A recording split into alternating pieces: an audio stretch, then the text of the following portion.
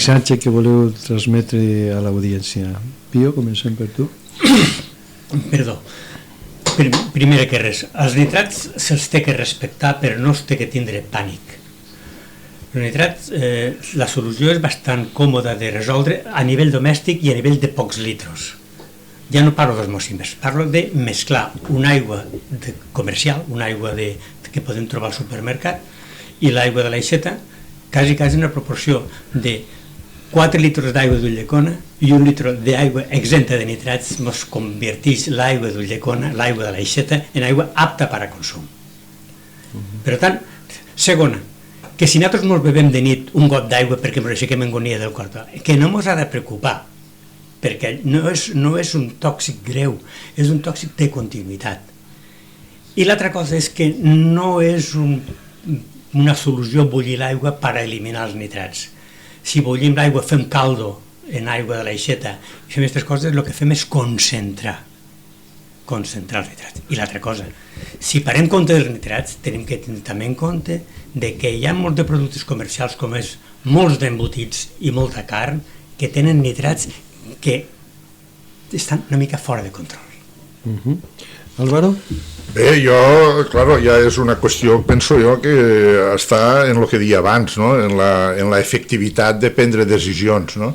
A títol individual, que apuntava Pio, que em sembla també una solució potencialment apta, la gent s'ha anat buscant solucions d'anar a comprar aigua envasada, això és bastant car, buscar-se una osmosis inversa a títol personal també, diluir l'aigua, comprant aigua envasada i diluint-la en la que tenim, perquè la quantitat de nitrats no és excessiva, podríem parlar això de entre 2 i 3 litres d'aigua del poble i 1 litre o 1 litre i mig d'aigua envasada, això ja soluciona el problema, però que no és una solució a llarg termini, per tant és una solució eventual d'allò, i qui ha de buscar la solució global per al municipi és els administradors municipals, no? En aquest cas, i ja ve buscar una solució, perquè és que el problema vindrà en les continuades disculpeu, ara no sé què em passa, en les pròximes sequeres, que cada vegada això augmentarà, i cada vegada més. Per tant, crec que s'ha de prendre ja una solució global, i aquesta solució, ja hem dit aquí possibilitats, aquestes possibilitats són les que ha de prendre la decisió. Ara s'han optat per l'osmosi inversa, doncs bé, que d'aquí un temps canvia i busca una solució més persistent, doncs també, punto, jo me quedaria en això. D'acord, Ferran? Sí, jo estic molt d'acord amb el que ha dit el company. Jo crec que els problemes comunitaris s'han de resoldre a nivell comunitari. Allò de dir, bueno, que cadascú s'espavile, diguéssim, és una mica el paradigma social dominant, no? Que el que tendeix és a disgregar a la gent. Claro, llavors el problema en realitat és el model. És a dir, el model és este model de dir, el que vull és tenir un camp ben bonic, doncs hi poso glifosat.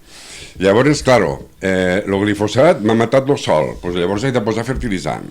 Llavors el fertilitzant me mata els fongs que aguanten la humitat i tal, després he de posar antifúngics i pesticides. És a dir, a cada solució ens apareix un problema nou, i al final això té un límit i acaba rebentant. I ara està rebentant, primer rebenta a nivell local i ara està rebentant ja a nivell global.